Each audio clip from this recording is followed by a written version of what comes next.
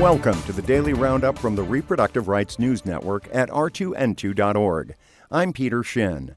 Our top news: active duty military members and healthcare providers gave testimony today before the House Armed Services Subcommittee on Military Personnel about how restrictive state abortion laws and federal rules have negatively impacted people serving in the armed forces.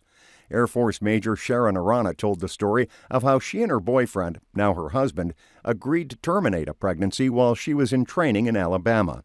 But because of abortion restrictions in that state and neighboring Georgia, Arana says she had to travel to New York to get the procedure. I know that if I didn't have an abortion, I would not have been able to continue my training as a single mother and brand new lieutenant going through officer intel school.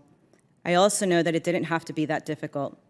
I was fortunate enough to come from a state that honors a woman's right to make her own decisions, and I wasn't forced to carry through with a pregnancy against my will. And Arana's experience was years before the Dobbs decision.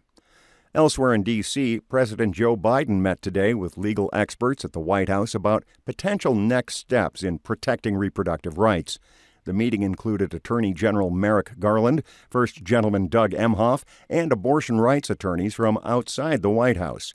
A key focus: legal protections for people who travel to free states from states in which reproductive rights have been criminalized.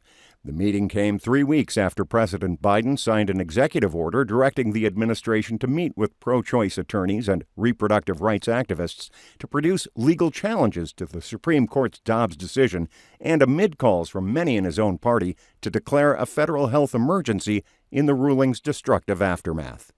Another thing President Biden did today was nominate a prominent reproductive rights attorney for a seat on the federal bench. Julie Reichelman, the senior director of U.S. litigation for the Center for Reproductive Rights, got the president's nod for a seat on the First Circuit Court of Appeals. Reichelman represented the Women's Health Organization of Jackson before the Supreme Court in an unsuccessful effort to preserve the constitutional right of American women and girls to terminate their pregnancies. The move comes after Biden withdrew the nomination of an anti-abortion lawyer from Kentucky. Meanwhile, at the state level, in a session that lasted past midnight, state senators in Indiana defeated an amendment to their anti-abortion bill that would have eliminated exceptions for rape and incest. Senators approved an amendment requiring affidavits attesting to the circumstances requiring an abortion be notarized before an exception will be considered.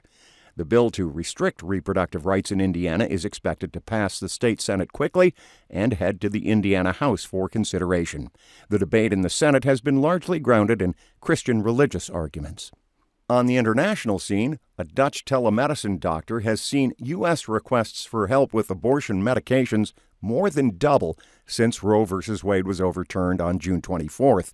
Dr. Rebecca Gompertz founded Aid Access in 2018 to help Americans in states with restrictive abortion laws get FDA-approved drugs to terminate their pregnancies through telemedicine. Aid Access received about 400 emails a day from the United States before Dobbs. Now, Gompertz says, the organization is averaging about 1,000 emails daily from Americans who don't know where else to turn for reproductive health care.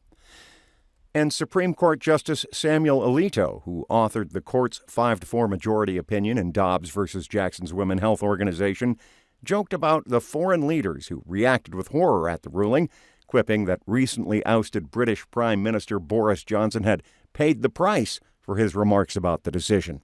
Alito also decried the trend toward a more secular attitude among citizens in developed countries and suggested approaches to bring people back to religion. Alito, whose appearance was not announced before the event, made his remarks at a so-called Religious Liberty Summit in Rome, organized by an offshoot of Notre Dame University. And finally, here's an update on Olivia Juliana, the 19-year-old reproductive rights activist targeted by Florida GOP 2nd District Representative Matt Gaetz for her appearance. Well, she's now raised over $1 million this week alone to help people who need abortions. Juliana this week declared victory over Gaetz, and based at the rate donations have come into her group, Gen Z for Change, she's still winning. As always, you can find out more about these stories and find links to important reproductive health information at our website, r2n2.org. For the Reproductive Rights News Network, I'm Peter Shin.